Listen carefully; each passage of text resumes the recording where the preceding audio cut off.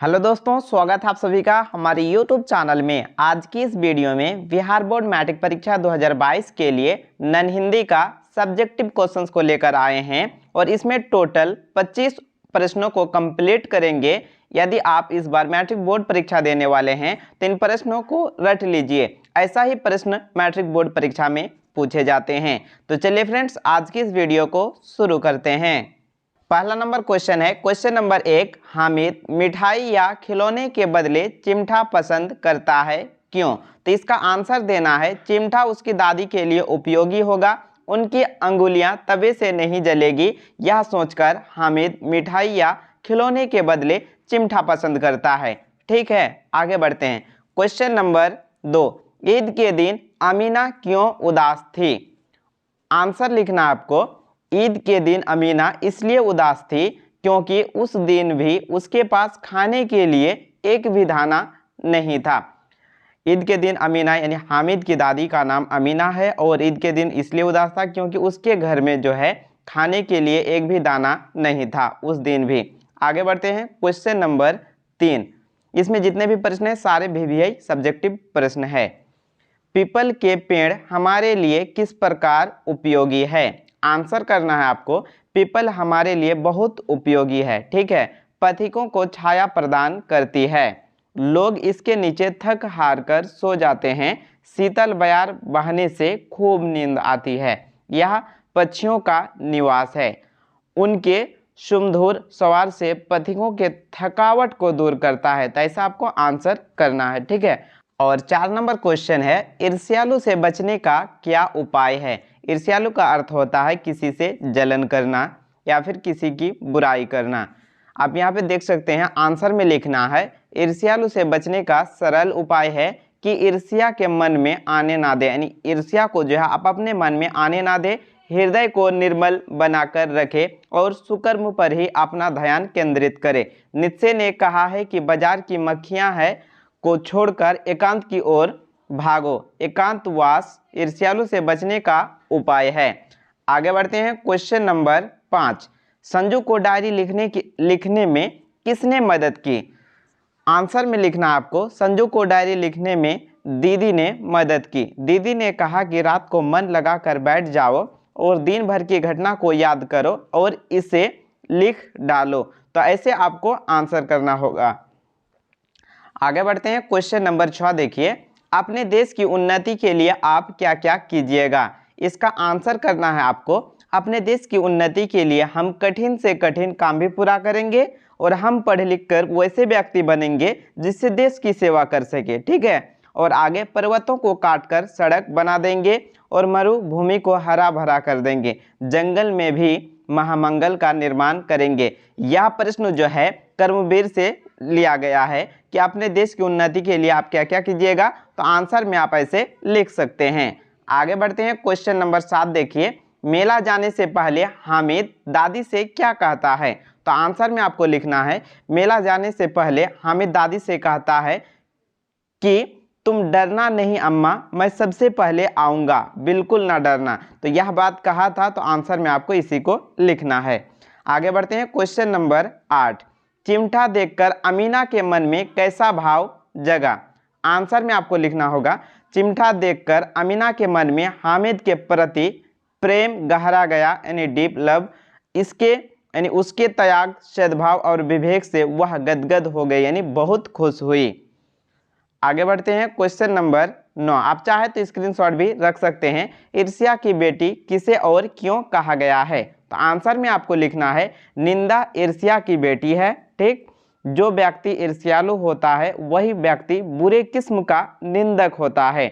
दूसरों की निंदा करने का कारण यह है कि वह लोगों की आंखों से गिर जाए और उस स्थान पर वह बैठ जाए। यानी ईर्ष्या की बड़ी बेटी किसे और क्यों कहा गया है? तो आप ऐसे आंसर लिख सकते हैं। ईर्ष्या की बड़ी बेटी निंदा है, निंदा जो है ईर्ष्या की बड़ी बेटी है। ऐसे भी जो व्यक्ति ईर्ष्यालु होता है, जिसके अंदर ईर्ष्या होता है, जलन होता है, वही व्यक्ति बुरे किस्म का निंदक होता है। दूसरों की निंदा करने का कारण यह है कि वह लोगों की आंखों से गिर जाए, यानी जिसका बुराई करेगा और वह उस जगह पर बैठ जाए। ठीक है, आगे बढ़ते हैं। Question number 10। कर्पूरी ठाकुर के माता पिता के नाम थे। आंसर में आपको लिखना है कर्पूरी ठाकुर की माता जो है रामदुलारी और पिता का नाम गोकुल ठाकुर था। और आप शॉर्ट टाइप से यानी लघु उत्तरीय, वो तो दीर्घ उत्तरीय प्रश्न था, ये लघु उत्तरीय प्रश्न है। आर्यभट्ट किस विधा के क्षेत्र में विख्यात है? आपको ये 2 नंबर में पूछा जाएगा, तो आपको शॉर्ट टाइप में लिखना होगा आर्यभट्ट खगोल विधा के क्षेत्र में विश्व विख्यात है। ठीक है, ये सारे प्रश्न आपको 2 नंबर में पूछे जाएंगे। और अगला प्रश्न देखिए, तिब्बत में बौद्ध धर्म का प्रचार प्रसार किसने किया? तो आंसर में आपको लिखना होगा तिब्बत में बौद्ध धर्म का प्रचार प्रसार अतीश दीपंकर ने किया। Next question, question number 13, Vikramshila के प्रसिद्धि किन सदी तक फैल चुकी थी? तो आंसर में आपको लिखना है विक्रमशिला के प्रसिद्धि 10वीं से 11वीं सदी तक फैल चुकी थी, यानी 10वीं से लेकर 11वीं सदी तक फैल चुकी थी। आगे बढ़ेंगे, क्वेश्चन नंबर 14, संजू कैसी लड़की थी, उसे किस चीज का शौक था? तो आंसर में आपको लिखना होगा संजू हंसमुख लड़की थी, उसे किताबें पढ़ने का शौक था। सिंपल, तो ये अगर ऐसा लिखते हैं तो आपको पूरा नंबर मिलेगा, नहीं 2 नंबर गारंटी। ये शॉर्ट टाइप आंसर है। आगे बढ़ते हैं, क्वेश्चन नंबर 15, सत्य के प्रयोग पुस्तक के रचयिता कौन है? तो आंसर में लिखना है सत्य के प्रयोग पुस्तक के रचयिता महात्मा गांधी जी हैं। आगे बढ़ेंगे, क्वेश्चन नंबर 16, पीपल किसकी रचना है? यानी पीपल जो कविता है ये किसके द्वारा लिखे गए हैं? तो आंसर में आपको लिखना है पीपल गोपाल सिंह नेपाली की रचना है। आगे बढ़ते हैं, क्वेश्चन नंबर 17, दीनबंधु निराला के लेखक कौन हैं? आंसर करना है आपको दीनबंधु निराला के लेखक आचार्य शिवपूजन सहाय हैं। नेक्स्ट क्वेश्चन, क्वेश्चन नंबर 18, निराला कौन थे? तो आंसर में लिखना है आपको निराला छायावादी कवि थे। नेक्स्ट क्वेश्चन है क्वेश्चन नंबर 19, खेमा किस पर आधारित कहानी है? आंसर करना है आपको खेमा बाल श्रमिक नृशंसता पर आधारित कहानी है। ये जो खेमा कहानी है ना, ये बाल मजदूरी पर लिखी गई है। आगे बढ़ेंगे, क्वेश्चन नंबर 20, मुक्तकाशी होटल का मालिक कौन है? आंसर करना है आपको मुक्तकाशी होटल का मालिक कसारा है। नेक्स्ट क्वेश्चन, क्वेश्चन नंबर 21, खेमा कौन है? तो 21 का जो आंसर लिखना है आपको खेमा मुक्तकाशी होटल में काम करने वाला एक बाल श्रमिक है, यानी बाल मजदूर है, लड़का छोटा बच्चा। खेमा कौन है? तो खेमा मुक्तकाशी होटल में काम करता था और उसका जो मालिक था यानी मुक्तकाशी होटल का वो कसारा था।